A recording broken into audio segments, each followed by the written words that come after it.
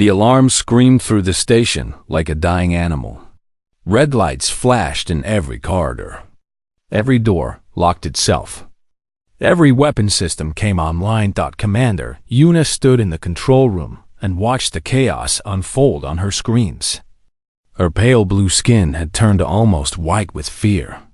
In her 300 years of service to the Galactic Science Corps, she had never seen anything like this. The Silverthorn had escaped. She pressed her hand against the console and pulled up the containment records. The quantum field that held the creature had been running at full power. The walls were made of metal that could stop a warship cannon. The creature should not have been able to escape. It was impossible, but the cage was empty, and 12 of her researchers were dead. How? She whispered. Lieutenant Taiho appeared at her side. He was young for a Valorian, barely 200 years old, but he was the best security officer Yuna had ever worked with. His face was calm, but his 4 eyes kept moving to the screens.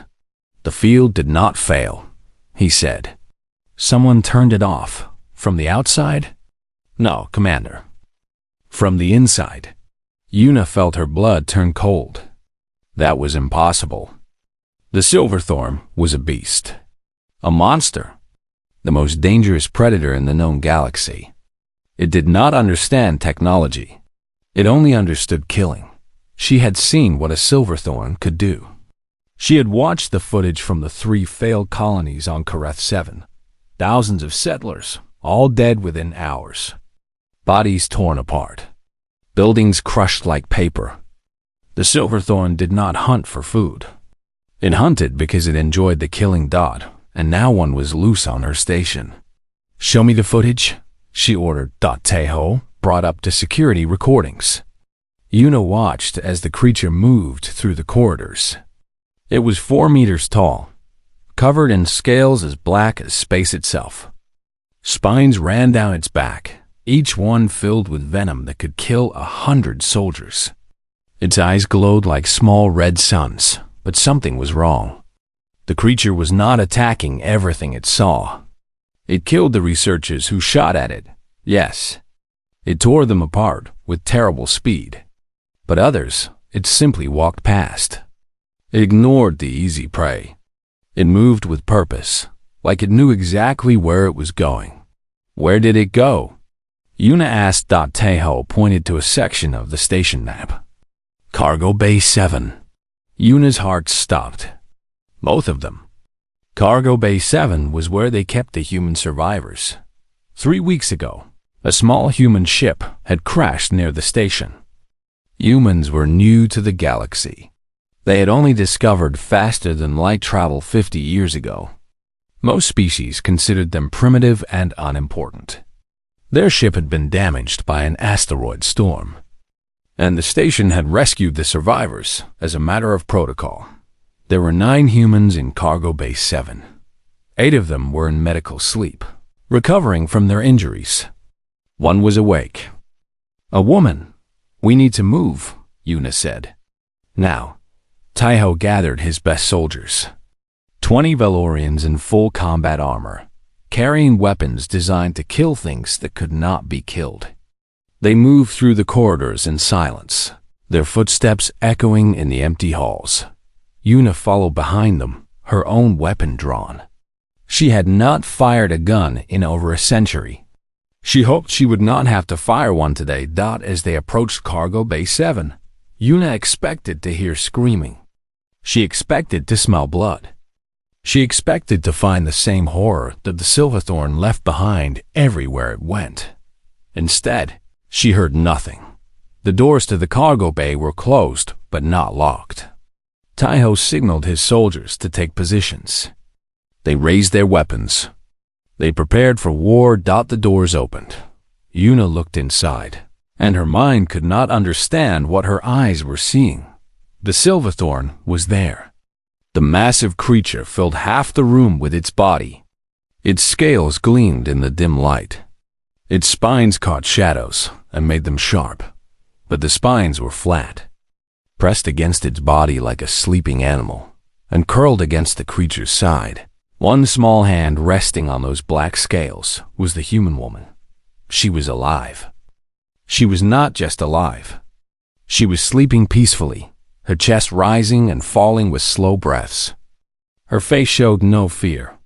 The most dangerous creature in the galaxy was wrapped around her like a protective wall, and she slept like a child in her mother's arms.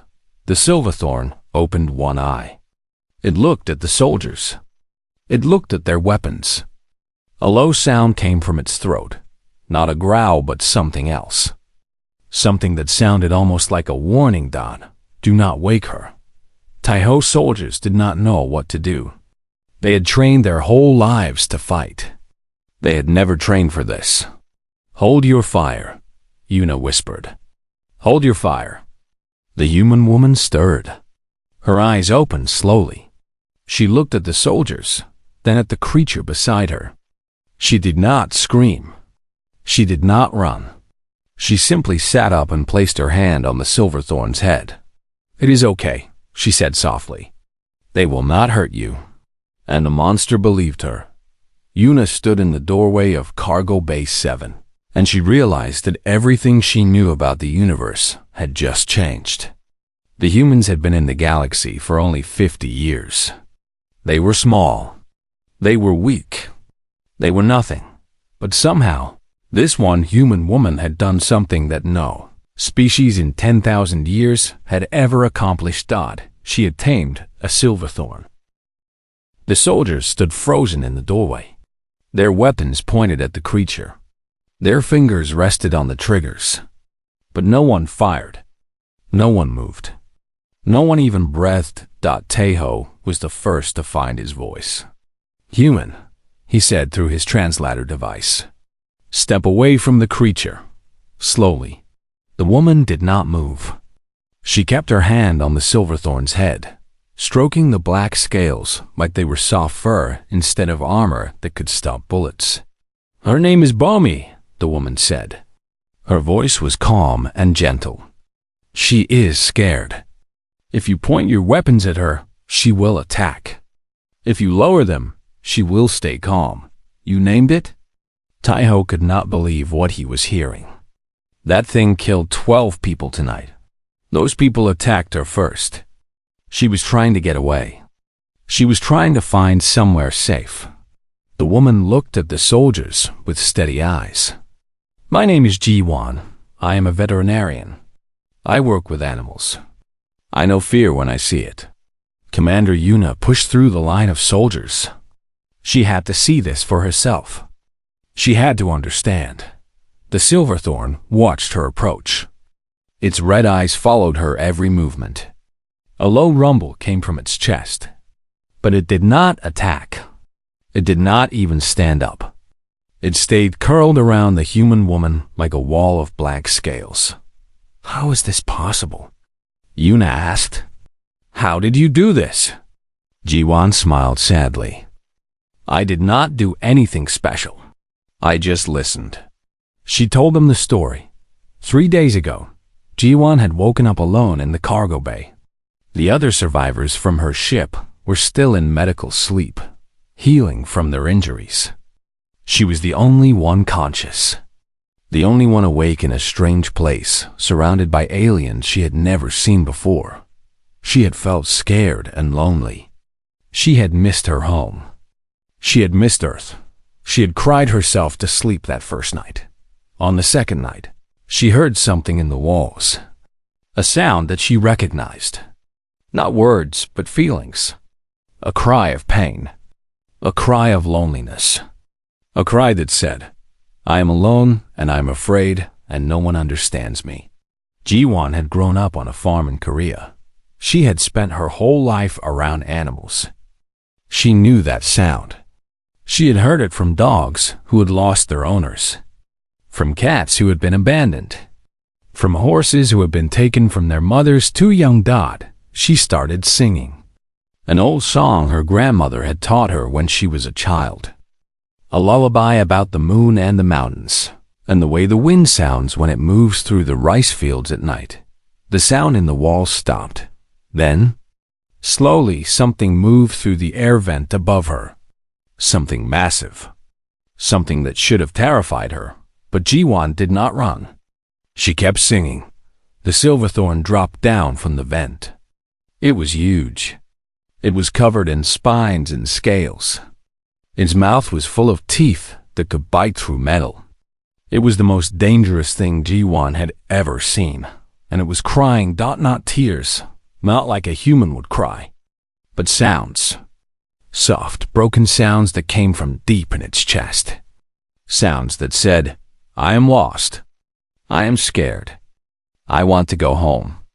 Jiwon held out her hand. The creature came closer. It pressed its massive head against her palm.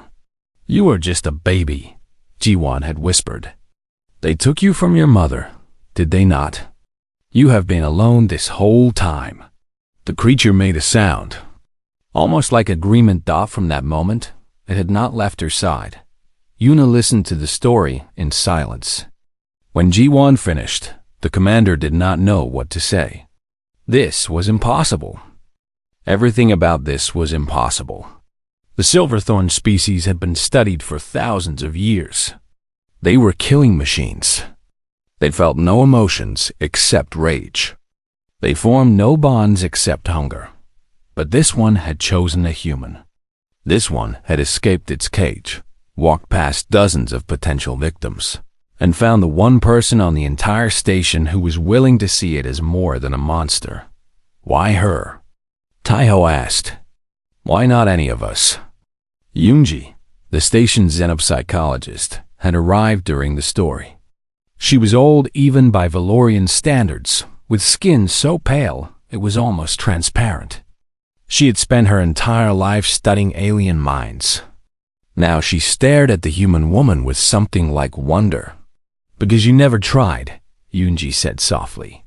"In 10,000 years, no species ever tried to connect with a silverthorn. We only tried to capture them, to study them, to kill them. We never once thought to ask what they needed."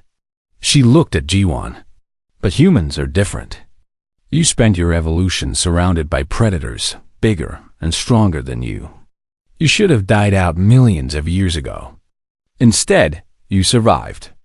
Do you know how?" Jiwon shook her head.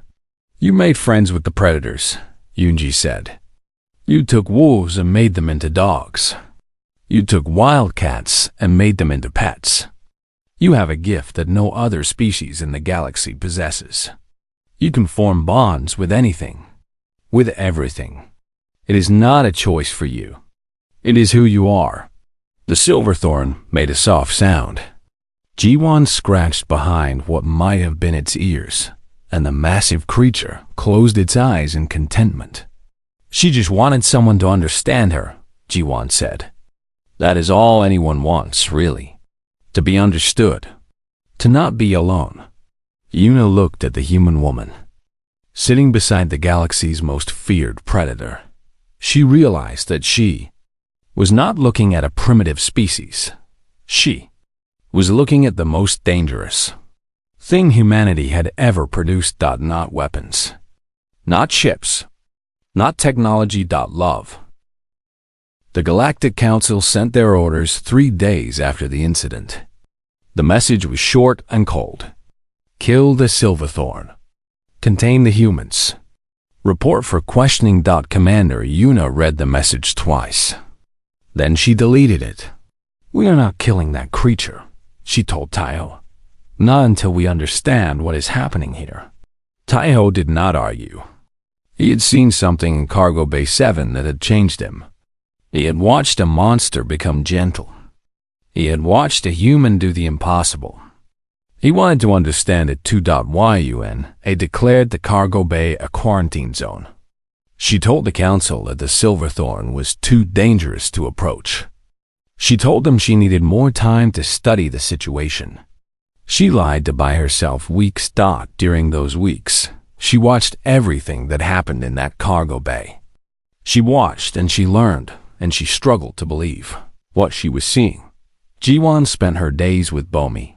She talked to the creature constantly, telling her about Earth, about Korea, about the farm where she grew up. Bomi could not understand the words, but she understood the tone. She understood that this small human was her friend. When Ji-won slept, Bomi wrapped her massive body around her. The deadly spines stayed flat against the creature's back. The venom stayed in its glands. The claws that could tear through metal stayed gentle. One of the other human survivors woke up from his medical sleep. His name was Do-hyun, and he had been a marine biologist on Earth. He studied ocean creatures. He knew about animals that looked dangerous, but were actually gentle if you treated them right. When he saw the silverthorn, he did not scream. He did not run. He walked up to Ji-won and asked, "Can I help?" Together, they began to study Bomi. Not like the Valorians had studied silverthorns before. Not with cages and restraints and fear. They studied her like she was a patient. Like she was a friend. Do-hyun discovered that Bomi had an infected wound on her side. Old and painful, hidden under her scales. The Valorian scientists had never noticed it because they had never gotten close enough to look. "We need to treat this," Do-hyun said. "If we do not, it will get worse." Ji-won explained the situation to Bomi. She did not know if the creature understood her words, but she understood her intent. When Do-hyun approached with medicine, Bomi stayed still. She let him touch her wound. She let him clean it and bandage it. When he was finished, she made a soft sound. Almost like thank you. Yoonji watched all of this from outside the quarantine zone. She recorded everything. She took notes. She tried to fit what she was seeing into her understanding of the universe. She could not.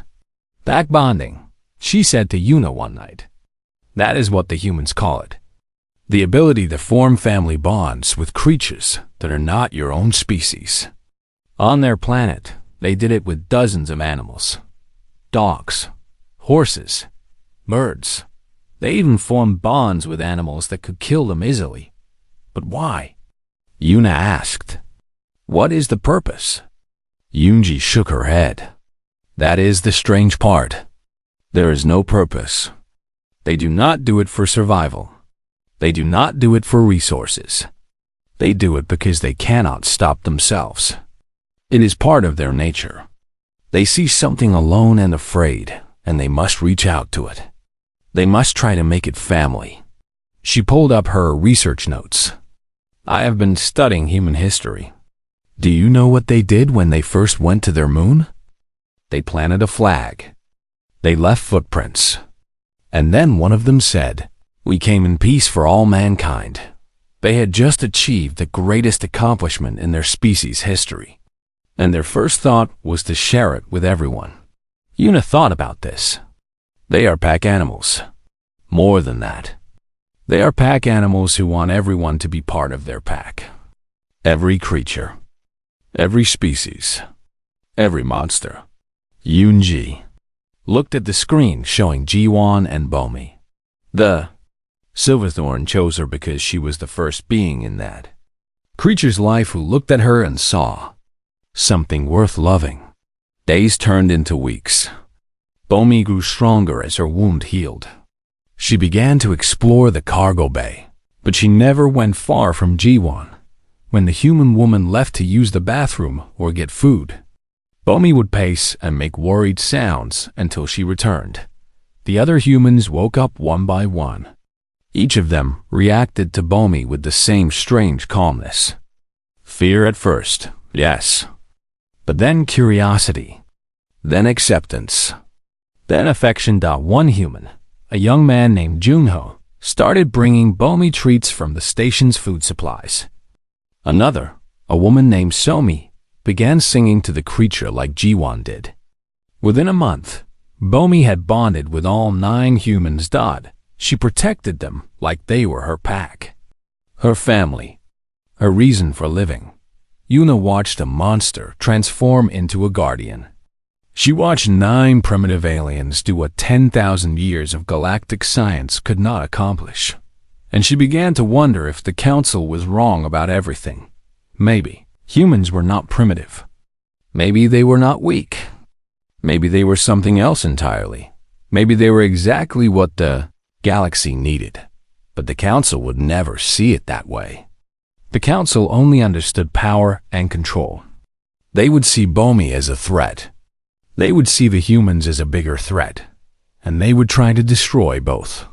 Yuna looked at the message she had been ignoring for weeks. The Council was getting impatient. They were sending a fleet. She had run out of time.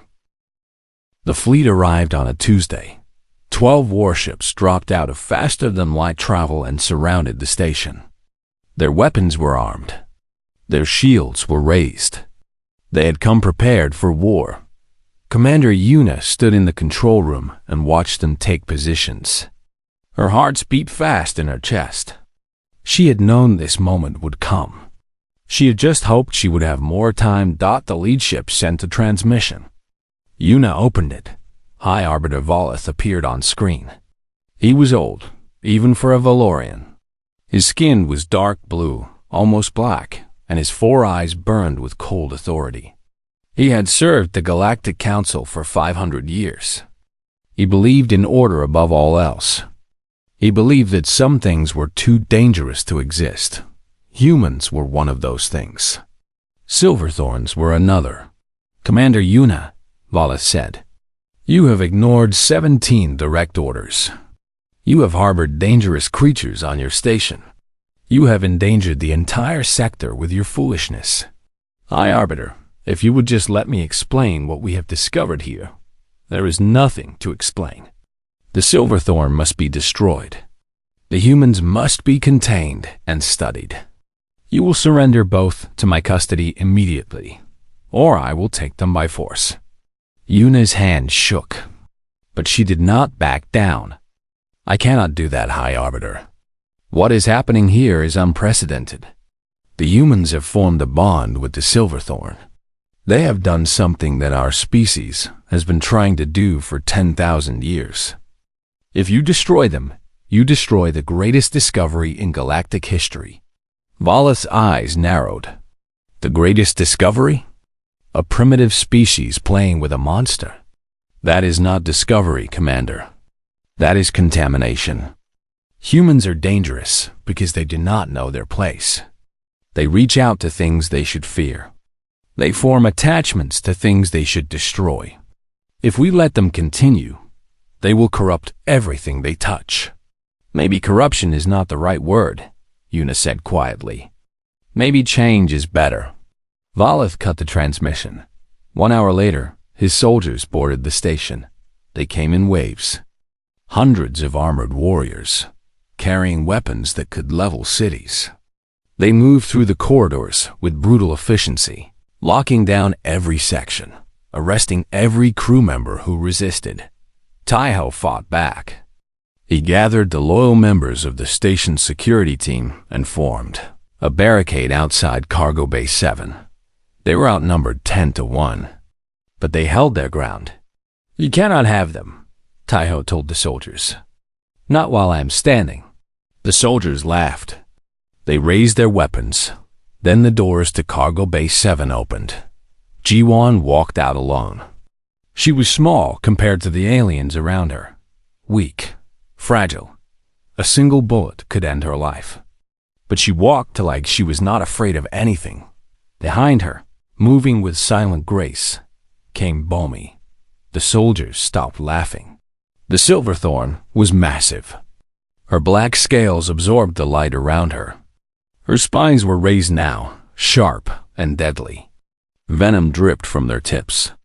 Her red eyes swept across the soldiers like a predator choosing its prey. Every warrior in the corridor took a step back. G1 kept walking. She walked past the soldiers. She walked past the barricade. She walked until she reached the docking bay where High Arbiter Volith was waiting with his personal guard. Volith looked at the human woman and the monster behind her. His face showed no fear, but his soldiers were trembling. So this is the bond everyone talks about, he said. A primitive and a beast, playing at friendship. Do you think this changes anything? Do you think I will not destroy you both? Jiwon met his eyes. Her voice was steady. You have spent 10,000 years trying to understand silverthorns. You captured them. You caged them. You cut them open to see how they worked. And in all that time, you never learned anything. Do you know why? Volith did not answer. Because you never tried to see them as anything but monsters. Jiwan placed her hand on Bomi's head. The massive creature leaned into her touch. Bomi is not a monster. She is a child who was taken from her mother. She was alone and scared, and no one cared. No one except me. You are a fool, Volith said. That thing would kill you if it had the chance. She has had many chances. She is standing right behind me with claws that could cut me in half. But she will not hurt me. Do you know why? Jiwan smiled. Because I loved her first. I saw her pain, and I reached out to her. That is what humans do. We cannot help ourselves. We see something suffering, and we want to fix it. We see something alone, and we want to be its friend. It is not a weakness. It is the strongest force in the universe. Bomi rose to her full height. 4 meters of depth. Spines extended. Mouth open, showing teeth that could bite through warship armor. Every soldier raised their weapons, but Bomi did not attack. She looked at Volith with ancient, intelligent eyes. Eyes that said, I could kill you. I could kill everyone here. But I choose not to, because she asked me not to. Then she lay down at Jiwan's feet. Her spines flattened. Her eyes closed. She became gentle again. The message was clear. The monster had chosen love over violence. The monster had chosen a human over 10,000 years of hatred. Wallace stood in silence for a long moment. Then, slowly, he lowered his weapon. What are you people? He whispered. G1 knelt beside Bomi and stroked her scales. We are humans, she said. And we make friends with monsters. Behind them, Yuna stepped forward. Taiho and Yunji and the rest of the crew stood with her. They had all seen something impossible today. They had all been changed by it. The war was over before it began, and the galaxy would never be the same. 1 year passed. The galaxy changed slowly, like a river finding a new path. It did not happen overnight. Old fears do not disappear in a day. But it happened. Step by step. World by world. Art by heart. It started with the video. Someone had recorded G1's confrontation with High Arbiter Volith. They had captured the moment when the deadliest predator in the galaxy chose to lie down instead of fight. They had captured the moment when a human woman stood between an army and a monster, and won without raising a weapon. The video spread across the galaxy like fire. Every species saw it. Every world talked about it. For the first time in 10,000 years, people began to ask questions about the Silverthorns, about the humans, about everything they thought they knew. The Galactic Council held emergency meetings. They argued for weeks. Some wanted to destroy the humans before they could spread their dangerous ideas. Others wanted to study them. And some, a small number at first, wanted to learn from them. In the end, the learners won. Earth received its first official invitation to join the galactic community. Not as subjects to be studied, not as primitives to be guided, but as equals, as partners. As friends. G1 became the first human ambassador to the Galactic Council. It was a position she never expected. She was a veterinarian from a small farm in Korea. She had spent her life healing animals, not negotiating with alien governments. But the council insisted. They said she understood something that they needed to learn. She said yes, because Bomi would not let her say no. The Silverthorn had become famous across the galaxy. Artists painted her image. Scientists wrote papers about her. Children on 1,000 worlds asked their parents for Bomi toys. The creature who had once been the symbol of terror became the symbol of hope and she still would not leave Ji-won's side. When Ji-won traveled to the council chambers on the Great Station at the center of the galaxy, Bomi traveled with her. When Ji-won gave speeches about peace and understanding, Bomi sat behind her like a guardian angel made of black scales and sharp edges.